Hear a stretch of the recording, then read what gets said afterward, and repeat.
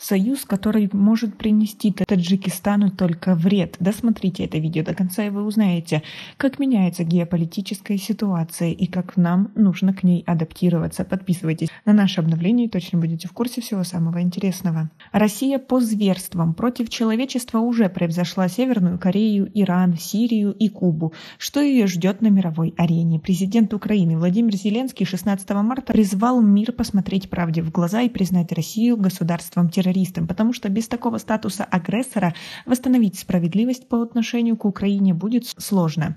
Верховная Рада Украины 14 апреля проголосовала за закон, которым признала Россию страной-террористом с неонацистским режимом. А уже на следующий день Зеленский обратился к президенту США Джо Байдену с призывом внести Российскую Федерацию в список государств-спонсоров терроризма. 27 апреля государственный секретарь Соединенных Штатов Энтони Блинкен, отвечая на вопросы сенатора Линдси Грэм, сообщил, что администрация президента Байдена рассматривает возможность признать Россию страной-спонсором терроризма. В таком случае Российская Федерация попадет в одну компанию с Сирией, Северной Кореей, Кубой и Ираном. По законодательству США страна может быть признана государством-спонсором терроризма решением государственного секретаря, если будет установлено, что его правительство неоднократно оказывало поддержку актам международного терроризма. И вот 10 мая Сейм Литвы назвал Россию государством, поддерживающим и осуществляющим терроризм. Литовский парламент принял соответствующую резолюцию единогласно. Таким образом, можно сказать, что процесс уже запущен, признала Украина, Литва. Дальше страны Европейского Союза не оставят себя в стороне и тоже отреагируют на эту ситуацию, учитывая, что США 9 мая подписал ленд-лиз для Украины.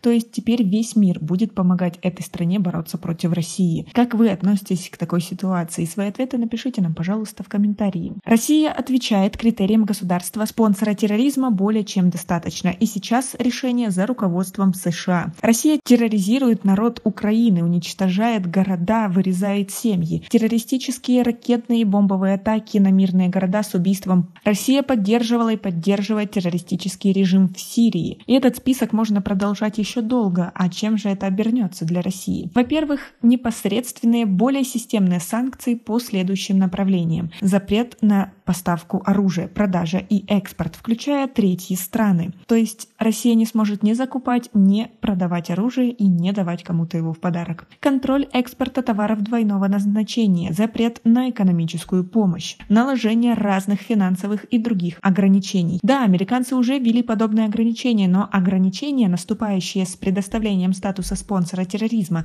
являются более системными и фактически блокируют для любого союзника США или НАТО возможность для сотрудничества с Россией по приведенным направлениям. Помимо непосредственных санкций по военной и финансовой состоятельности Российской Федерации, государство-спонсор терроризма получает несколько глобальных последствий. Такое решение Соединенных Штатов станет первым и ключевым шагом для признания России де-факто террористическим государством всеми цивилизованными странами. Это позволит еще больше консолидировать мир вокруг Украины и помочь ей.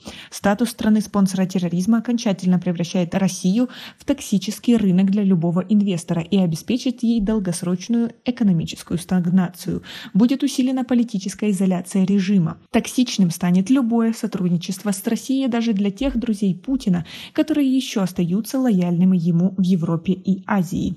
Нефтяное и газовое эмбарго станет ближе, так как сопротивляться нефтяному эмбарго будет равно спонсировать международный терроризм. Станет проще блокировать российские активы на международном уровне. Кроме того, статус страны-спонсора терроризма сам по себе разрушителен, и механизмы отмены такой и соответствующих санкций намного сложнее, чем отмена любых других санкций и ограничений. Это санкции длительного действия. А это будет сделать очень и очень тяжело. Таким образом, любая страна, которая будет сотрудничать с Россией или же иметь какие-то контакты, а стоит сказать, что наша страна как раз-таки их имеет и поддерживает Россию, имеет очень много совместных проектов. Для нашей страны это может стать разрушительным, потому что никакие другие страны мира не будут помогать, не будут вливать свои активы и давать займы. То есть придется выбрать, какую сторону принять, а это уже очень и очень близко. Ведь если это случится, и наше правительство выберет сотрудничество с Россией, то де-факто страна тоже станет спонсором терроризма, что по факту погубит ее на международной арене. Как вы относитесь к такой ситуации? Как вы думаете, реально ли, что после Литвы и других другие страны мира признают такой статус для России? Свои ответы напишите нам, пожалуйста, в комментарии. У нас пока на этом все. Оцените наше видео подпиской и лайком. До скорой встречи!